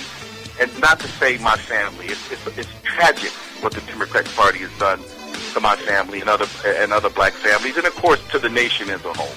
All right, well, until next time, Perry Drake, back to you, Kevin Wade. Stay with us. We're going into a break, and we're going to be back with interviews with Andrew Harrod and Dr. Annette Bosworth. You're going to love her. Stay with us. We'll be right back. They say I'm crazy. I really don't care. That's my prerogative. They say I'm nasty, but Oh, how I'm longing for the day when I'm back at Orchid Bay, where the silver water glistens in the sun. When is the last time you raced a small boat across wide open water? Tired of snow, traffic jams, cold weather? You need a refreshing change of scenery, a world away. The Bahama Islands have vacation rental homes and apartments. Enjoy spectacular nature in the Abacos Islands. Enjoy refreshing Caribbean beauty, fishing, snorkeling, scuba, the beach. www.enjoyabaco.com. That's ABACO. Enjoyabaco.com. As I sail across the Sea of Abaco, smiling 'cause I know only one more mile to go. Enjoyabaco.com. What does it take to be the leader in production systems technology? To be the one company that solves production problems at any plant, for any product, and with any technology? It takes a 30-year record of success. It takes total mastery of complex technologies with a history of delivering success every time, without fail. Only one company can claim that high ground in manufacturing line optimization, data automation, and systems integration, and that's Philadelphia Control Systems. In factories worldwide, Philadelphia Control Systems programs, software, and engineering solutions deliver optimal performance and output flow with a record that can't be matched. Any plant, any product, any technology. Philadelphia Control Systems, the leader in production automation since 1982. 800-335-9811, PCS4automation.com. That's PCS, the number 4, automation.com. Hi, this is Bob Vide, owner of Bob's Little Sports Shop in Glasper, New Jersey. I've had the opportunity to travel in many foreign countries, and I've seen what happens to people when they lose their freedom. I wrote this poem. Give us freedom was the cry as they marched throughout the night. At Concord Bridge in Trenton, for freedom they would fight. To build a nation that would last with peace and liberty, it is a job that's never done if we are to be free. They wrote a declaration to announce that we are free, then a constitution for all the world to see. But this is ink on paper. We must make it last. It must always be defended, and that is quite a task. Today the battle rages for freedom in our land. To save our Constitution, we all must take a stand. We must stand up for freedom in our actions every day, and you can stand up with us. Join the NRA. This is Bob Viden of Bob's Little Sports Shop in Glasper, New Jersey. You may call us at area code 856-881-7575 or visit us online at bobslittle.sportshop.com. You can call the Conservative Commandos radio show at 856-227-1360. Your opinion counts at 856-227-1360. This is Congressman Alan West, and you're listening to the Conservative Commando Radio Show. Thanks for staying with us. It is Wednesday, March 12th. You are listening to Conservative Commandos Radio Show. We have Andrew Harrod coming up, and I think you're going to enjoy this discussion, this interview with John Mosley, conducted by John Mosley. Go ahead. Let's roll it. Thank you. We're here on the Conservative Commandos Radio Show with Andrew Harrod again, back with us, a repeated guest. He is an author, an independent researcher. I'd call you a freelance journalist. Sure. He has a Ph.D. from the Fletcher School of Law and Diplomacy, and a Juris Doctorate lawyer from George Washington University School of Law. And I guess you're up there pushing around 150 articles online and in print now, and has been expert also in following foreign policy and Islamic infiltration. And welcome back again to the Conservative Commandos Radio Show, Andrew Harrod. Well, it's always great to be back. A recent piece I had come out 2 days ago at Front Page Magazine chronicles my participation or observing of a seminar at Georgetown University's Saudi-funded Prince Al-Walid bin Talal Center for Muslim-Christian Understanding, where a professor from Hofstra University, Daniel Verisco, if I'm pronouncing his name correctly, came to speak on Islamophobia in the Internet. Well, you've done a wonderful job, of course, getting all this stuff up in the first paragraph. Let's hit that hard. Georgetown University is in Georgetown, District of Columbia. It is a Catholic university, right? Yes, it has a Catholic Jesuit background, founded in 1789. In the past, often considered sort of a flagship of the Catholic schools in the country, Catholic universities. And I love the fact that you often have articles that are from firsthand. You go out there and you see things and you report on them.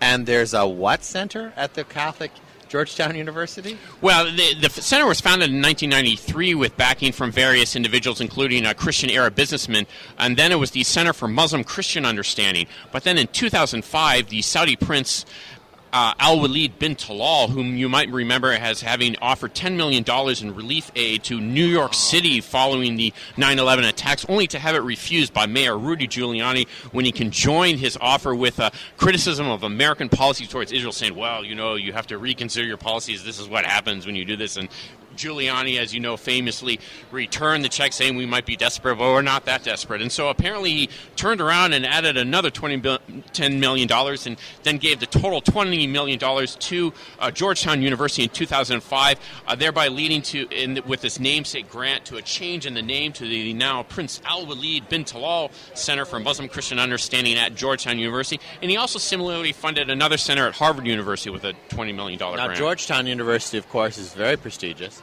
I believe Bill Clinton graduated from, I guess, a master's from undergraduate, and Antonin Scalia was a Georgetown graduate. And Georgetown University has a real leadership role, I think, in the training of foreign policy and diplomatic. Yes, indeed. They have a strong background in international relations. They have as one of their graduate programs the Georgetown School of Foreign Service, one of sort of our leading peer or competitor with my alma mater at the Fletcher School of Law and Diplomacy, and so that's one of their strong suits. And I don't know how much of this is sort of circumstantial or if you've checked it out, but it sounds like, at least as far as we can tell, the $10 million that Rudy Giuliani refused because of the insult of blaming America for 9/11, or at least partly, that $10 million has now gone to Georgetown University, a Catholic university. Well, this is a Saudi prince, so he's got apparently a lot of millions to throw around. I don't know if those are the only $10 million he has. He is.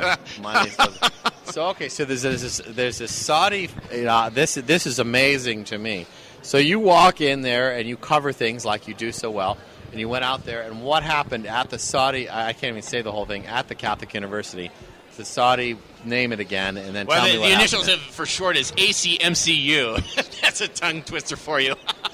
But this presentation, I've been to a number of conferences there, and this presentation by Professor Daniel Verisco was talking about what this term is thrown around of Islamophobia that's always used to sort of tar any sort of criticism of Islam in general or particular groups, and in particular on the internet. And it was an interesting presentation in the sense that if you were to think of Islamophobe number one today, I guess you would consider my friend Robert Spencer, who's always the one everyone goes after and tars, the founder of the website Jihad Watch. And he was mentioned in the presentation, but interestingly, Verisco didn't really have much to say about him, noted him somewhat briefly, but then focused on sort of other obscure, more lightweight figures, including, for example, this anti-Catholic writer, Jack Chick, who's really an old-school anti-Catholic, anti-papist type, Whore of Babylon kind of person. And among other sort of crazy theories he has in his cartoon tracks is that the Catholic Church invented Islam to have a false messiah and divert people away from Christianity. And so he discussed that, and it really didn't focus on Spencer, but then Spencer, of course, dominated the question and answer period in the subsequent discussion. Well, let me interrupt you so we don't get too far ahead, because this is a tactic. I think on the radio, alerting people to tactics and things. Amy Moritz Ridenour from the National Center for Public Policy Research, that we have a lot of people on here, taught me a long, long time ago in seminars that they will always go after the weakest proponent of your point of view. They're not going to go after the strongest. Right. So here, Jack Chick is a cartoonist. Right. He's not exactly, PhD professor. Love him. Some of his tracks are good. Some of them are goofy as heck. But so they're going after the weakest of the herd in terms of making Jack Chick a big deal. That's right. It is indeed attacking, as you say, the weakest link. It's an ideological game of bait and switch, that you have a primary target, but he's too strong, so you stay away from him. And you go to someone else, perhaps, that no one's ever heard of, and you try to associate the two. In this case, it's rather strange that Robert Spencer, of course, is indeed Catholic and has written about comparing and contrasting Islam with Catholicism, as well as other associates of Robert Spencer. For example, Robert Muse, who has often defended Robert Spencer in his various legal actions involving free speech and so forth, who at the American Freedom Law Center. So, yes, it is indeed a sort of a fake-out. But it's interesting, it came up in the conversation that both Verisco and the head of the ACMCU, Professor John Esposito, is a rather internationally well-known professor of Islam, although he's often criticized for taking a very sort of rose-colored glasses approach on the subject matter. Both proclaimed their unwillingness to debate Robert Spencer personally. They just simply dismissed him and said, he's just merely a best-selling author, but he really has no credentials. Well, they probably debate Jack Chick, a cartoonist. Well, maybe. They say that they don't want to.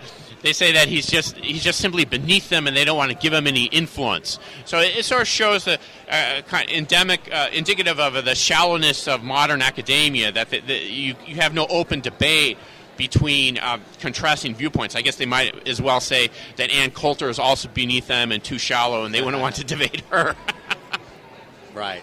So you then said, but Robert Spencer, the questioners didn't miss the point that he was the main guy. Yeah, well, yes, Robert Spencer was indeed sort of the elephant in the room, and I was just waiting during the presentation thinking, well, he's got to come up. I mean, he's the number one man. And indeed, during the question and answer period, everything was focused on him, even though there's actually very little discussion of him during the presentation. What was the significance of how topically was Robert Spencer relevant, and what are the topics that you thought came up and should have come up? Well, Robert Spencer is founder of the Jihad Watch website in conjunction with Front Page Magazine, where this article indeed appeared that I wrote. Is really sort of the leader, the person, again, anyone points to whenever there's a critical discussion of Islam, of someone criticizing and condemning any authoritarian and aggressive agendas in the faith of Islam, being canonically grounded in the faith, issues of Sharia and jihad today. So in the question and answer period, it was largely a receptive audience to the message of these professors. One audience member said, Robert Spencer, he's just a crank, and he belongs in the corner at Hyde Park, the speaker's corner there. He's not really serious. Another theme that was thrown around was that this is a common theme that always gets thrown around in conjunction with people like Robert Spencer or Daniel Pipes at the Middle East Forum, for whom I've also written, and others, is that they're supposedly really well funded. These are these right-wing ideologues, this vast right-wing conspiracy. It's so well funded. Of course, that leaves out issues of, well, do they have a $20 million grant from a Saudi prince, or do they have the money that George Soros is throwing into the Center for American Progress, or the salaries of people at the Southern Poverty Law Center? That theme came up, and also issues of supposedly the right wing is better at getting its message out, whereas we people on the liberals on the left were somehow flummoxed. Again, you think of people like George Soros or the media establishment. You wonder what world are they living in that they can't get their message out. I don't know. So you see, sounds to me, I'm reading between the lines, that the implication is that these people are well funded rather than they actually say. They seem to, again, they never offer any comparing and contrasting of a lineup of different groups and what funding they get. But I would be hard put to say just off the top of my head that various liberal left-wing groups are not well funded. Again, the Center for American Progress, or here at Georgetown, or all of academia in general leans left, just like with the media as well. If you think of New York Times or MSNBC, they keep going on even though they lose market share, say they can accept loss after loss after loss. They don't seem to be at a loss for influence or funds. We're certainly rich on our side with the assets of the truth, of information. That's what we got to fight back with. Yeah. Well, this is Sharon Engel, and I really do have some questions for you about the audience. We're very concerned about our children going into these universities and what they might be hearing. What was your sense there as to the philosophy or ideology of the audience? Did they seem to be very pro this speaker, or were they more asking him to really debate the issue of Islamophobia and what he was talking about with Robert Spencer? Well, the audience, as I said, was largely sympathetic and reflects sort of a thinking in modern academia and the world at large today of what could be called sort of politically correct multiculturalism, of there's no distinct divergences or fundamental differences between various cultures, faith systems, belief systems. It's all, in the end, kind of the same, and to suggest that one particular culture or faith might have distinct disadvantages vis-a-vis another culture or faith, that's just sort of prejudice or bigotry. It was, however, interesting. There were ultimately at least two individuals who sort of dissented from the dominant thinking there at this seminar. One in particular was an African-American individual who spoke up and asked a question. I wrote about him in the article, and he spoke and said, I'm the only black person in the audience, he said, and so I don't really view what Robert Spencer talks about as a race issue. It seems he's dealing more with extremism issues. And furthermore, he said that his father came from Somalia, and therefore his ancestral homeland on his father's side was precisely in ruins because of such sort of jihadist, Sharia supporting extremism. And he was one individual, and then there's someone else who did indeed write a sort of a short commentary anonymously for Jihad Watch itself, and that appeared a few days before my article. And indeed, one of the workers at the ACMCU who knows me and has taken on a rather bit of a animosity to me, Nathan Lean, who's an associate of the author Reza Aslan, initially thought that I'd written that, and then put out a tweet saying, well, this mole Herod, he goes to all these conferences and then he writes all these hit pieces or stories, and I tweeted back, and so did Robert Spencer, no, that wasn't him. Then later my story came out. But so apparently there was a third person there who also was, it was sort of like playing the game of Clue, I'm trying to think who was that person. I couldn't quite identify that who was also there and dissenting from sort of the dominant mood at the conference. So were these mostly students, or would you say they were mostly faculty, or were they people from the outside that came into this conference? At such conferences like this one, they get some students. There are also a fair number of faculty members from the ACMCU itself, as well as the general community there, and just general visitors like me coming in from the outside. I mean, the events are open to the public.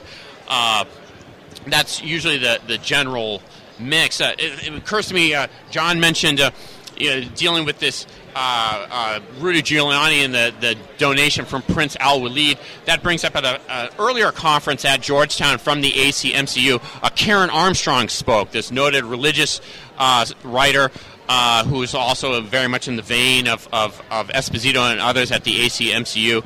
And I wrote another article about her at Front Page Magazine, where in her keynote address for this conference, she did indeed advocate this thesis that 9/11 was indeed a result of Western sins in general and the British Empire in particular. She talked about the British mess left behind in Palestine, for example, and she advocated that on 9/11 we should have, corresponding to the Greek playwright Aeschylus in the Persians, we should have collectively mourned with the Muslim world and thought about various harms inflicted upon Muslim societies in the past by Western countries such as the United Kingdom.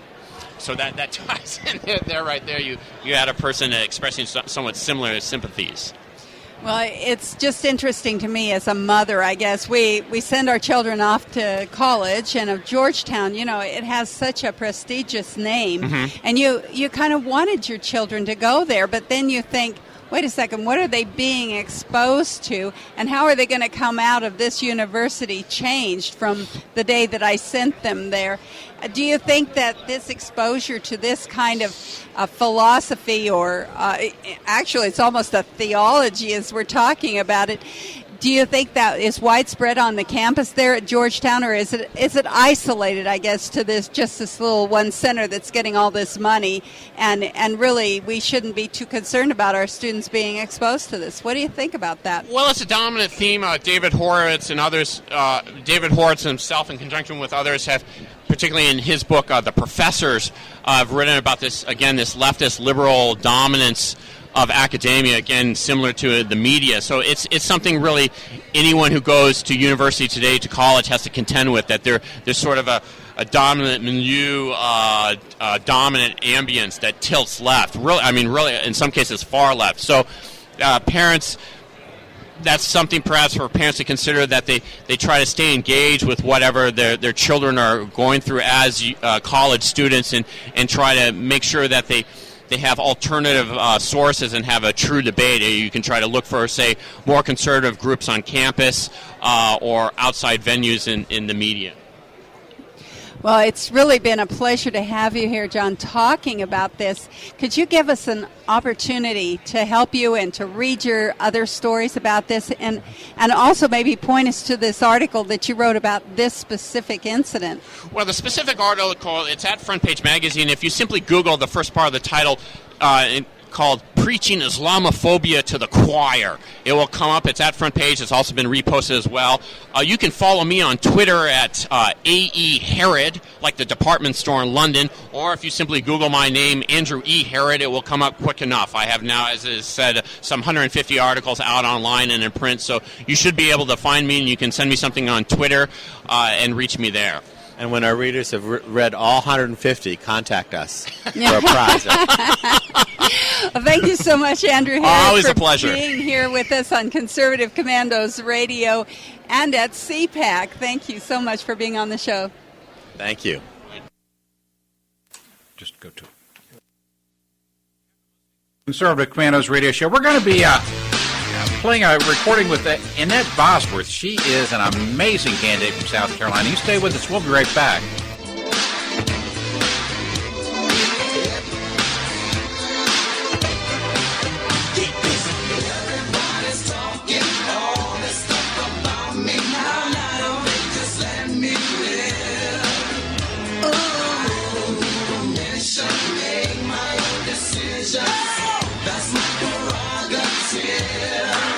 They say I'm crazy, I really don't care. You have been listening to Conservative Commandos Radio Show. I'm Kevin Wade, joined by John Mosley. It's Wednesday, the 12th of March. I had the great pleasure to meet a rising star in the Republican Party, Dr. Annette Bosworth, and she spent some time talking with us on the show. And you stay tuned. You get a load of this candidate for the U.S. Senate in South Dakota. Here we go. I'm Kevin Wade. This is Conservative Commandos. We're broadcasting from CPAC 2014. A lot of energy in this room and a great opportunity to meet strong new voices in the conservative movement. And we have one new strong voice with us right now. Her name is Dr. Annette Bosworth, and she's a Republican candidate for the U.S. Senate from the great state of South Dakota. Annette, thank you for being with us. You bet. This is my first CPAC. I hope it's not your last CPAC. We expect to see you here as Senator Bosworth next year. Amen. Now, you're an internist. You're a medical doctor. Yes. And so many of us have been caught up in the consumer side of Obamacare, the Affordable Care Act. I, for one, run a small business and had my medical insurance canceled because of Obamacare. The stories of that are endless in my... Millions of them. But you see health care from the provider standpoint. You're giving care to the people in your state. You're hearing their stories, not just about health care, but the stories of their lives. And you see the frustration and the privation many go through, caught up in this crazy zombie Obama economy. Tell us a bit about what prompted you to stand up and leave a thriving practice to campaign around in a harsh winter. Right. There is a story there. I'm a South Dakotan, fifth generation. I grew up on a farm, and at a very young age, I had an important argument with my dad. And what was that argument? My dad raises hogs, and I was 12 years old. I'm the oldest child, and it was always my job to help clean that hog barn. I have my hair wrapped with plastic wrap because I hate that it makes my hair stinky. And I got angry with my dad, saying, I hate being a hog farmer's daughter. And he said, well, it's a good thing you're born in America, because if you keep your eye on the long game, this country rewards people who work hard, have a strong faith, and a commitment to what they do. Amen. And that long game for me was to study hard. I was the first in my family to go to college, let alone medical school. I think the first bully I stood up against, I was in the first grade. Okay. And I grew up in a town of 800 people. K through 12 is in one building there. So the recess had some big kids on there. Sure. And when you're in the first grade and you stand up against the sixth grader, you can cause a holy mess in your little town. But the point of disrupting something like corruption on the playground is that you expose the bully. And that theme continues to resonate everywhere I've gone in life. Because bullies aren't just on the playground in the first grade. You run into bullies all the time and want to tell us what to do and where to stand. Lie. I take care of the elderly and the poor, Medicaid and Medicare. And when the bully is the U.S. government, there's not a lot of people that'll stand strong to say, you can't do it this way. You're not making better Americans with the policy you're enacting here. The people on the front lines can see a much better way to do this and a treatment plan that works. And you've been on the front lines. Yes, sir. One of the moments where I knew there was a huge calling on my heart was last spring. There is a tradition in South Dakota medicine, like many states, where they poll the doctors and ask, Doctor, would you recommend to your children to be a doctor? And notoriously, this is a high response of 85 to 90%, depending on your state. Yes, this is an incredible career, and I would agree. It's rewarding beyond measure. I never imagined how great this career would be. I love it. And when I opened the poll of last year to hear that... The poll results. The poll results, yes, of last year, when 15% of South Dakota doctors would recommend this career to their children. Only 15% would recommend that their children follow their own path? Amen. It took the breath right out of my chest. And I look around the room and say, my colleagues are disengaged. They're playing Angry Birds on their phones. They're playing Words with Friends. They're talking about how soon they can retire. And I said, this is us. It is us. We are the leaders of this industry. We are the experts in this industry.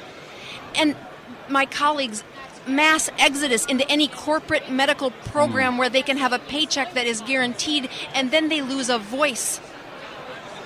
And therein lies the problem. When I looked around that room, I said, if not me, to stand up, to change what should be, then who will do it? And that was a big calling for me.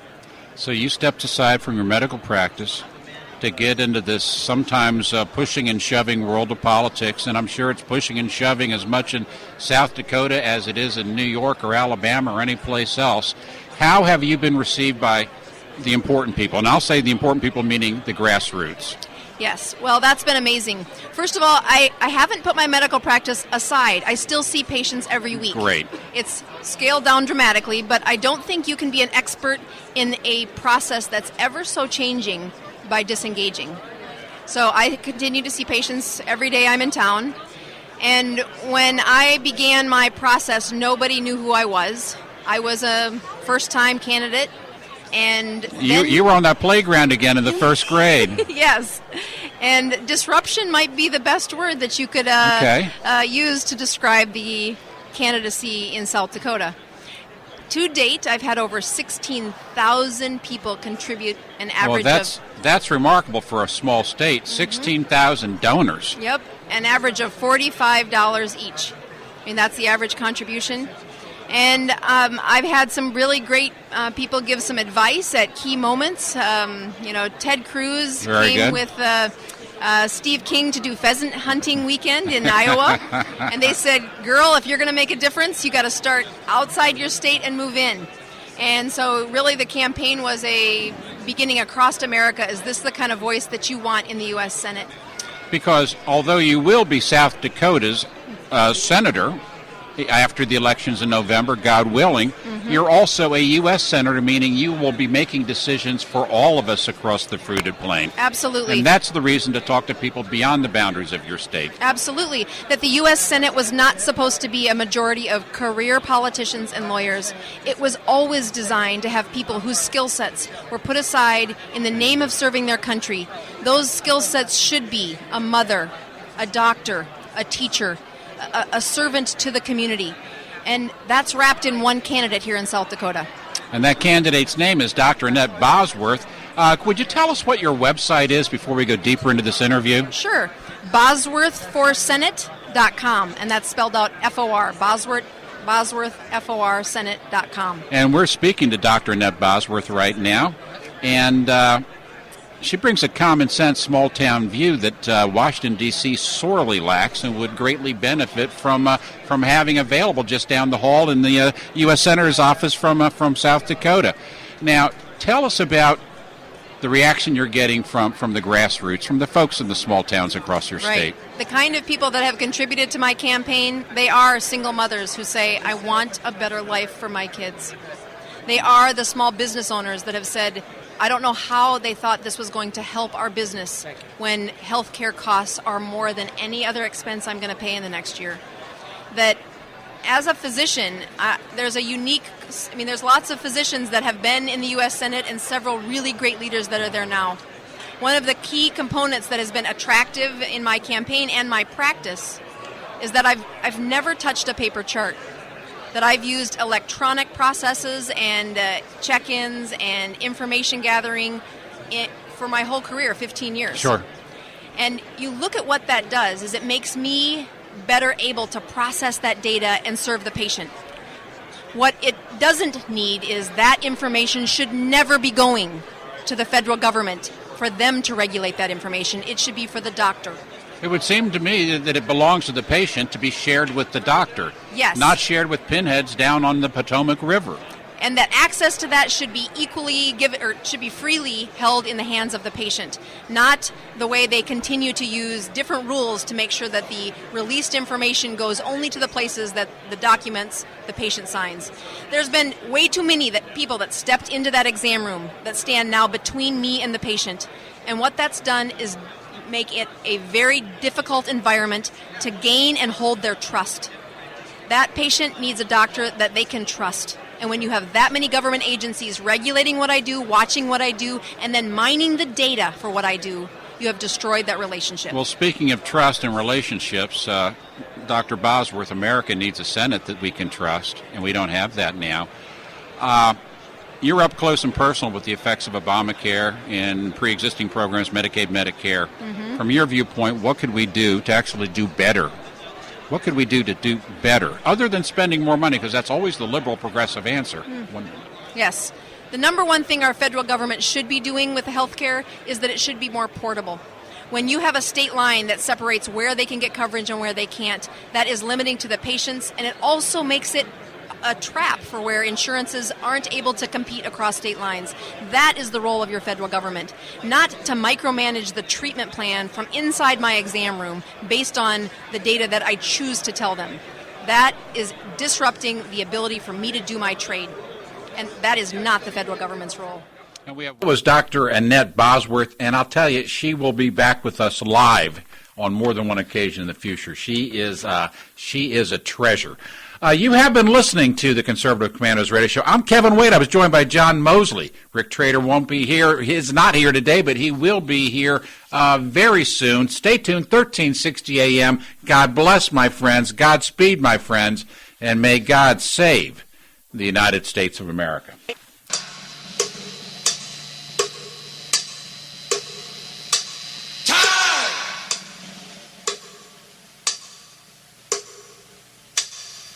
Thank you for listening to the Conservative Commandos Radio Show.